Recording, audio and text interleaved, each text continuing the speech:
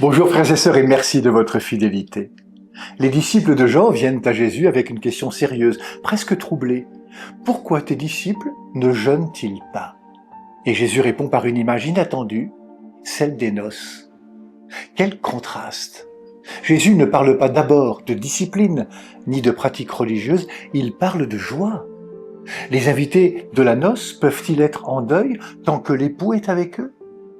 Ainsi, dès le début, Jésus révèle quelque chose d'essentiel. La vie avec Dieu n'est pas d'abord un effort, mais une rencontre amoureuse. Dans toute la tradition biblique, Dieu est l'époux d'Israël. Les prophètes l'avaient annoncé, « Je te fiancerai à moi pour toujours ».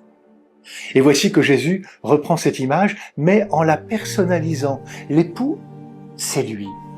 Cela signifie que, dans sa présence, quelque chose de totalement nouveau est donné. Ce n'est plus seulement le temps de l'attente, c'est le temps de la visitation. Alors le jeûne change de sens. Il n'est pas refus de la vie, mais ouverture à une vie plus grande. Il n'est pas tristesse, mais désir de la joie véritable. Il n'est pas fermeture, mais disponibilité à l'époux. Et si nous jeûnons, c'est pour ne pas nous contenter de peu, c'est pour garder en nous la place de Dieu. C'est pour que notre cœur reste capable de cette alliance. C'est pourquoi Jésus ajoute, « Des jours viendront où l'époux leur sera enlevé, alors ils jeûneront. » Nous sommes frères et sœurs dans ce temps-là. Un temps entre présence et absence, entre déjà là et pas encore. Nous attendons son retour, comme nous le disons dans l'anamnèse de nos messes. Mais Jésus va plus loin. Il parle d'un vêtement neuf, d'un vin nouveau.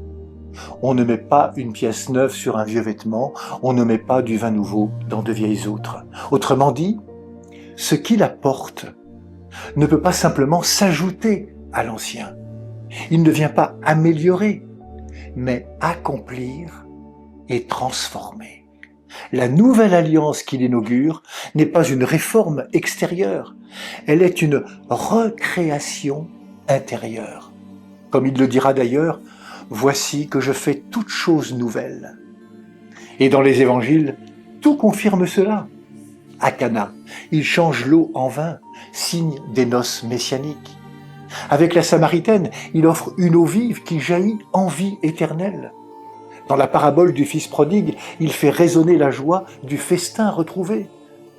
Et jusque à la scène où il donne le vin de l'alliance nouvelle, son propre sang, sa propre vie. Toujours, c'est la même logique.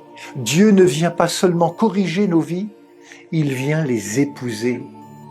Pour l'époux, qui est le Christ, c'est la qualité, la vérité de la relation avec Dieu qui est essentielle et non l'exactitude de la pratique de la loi.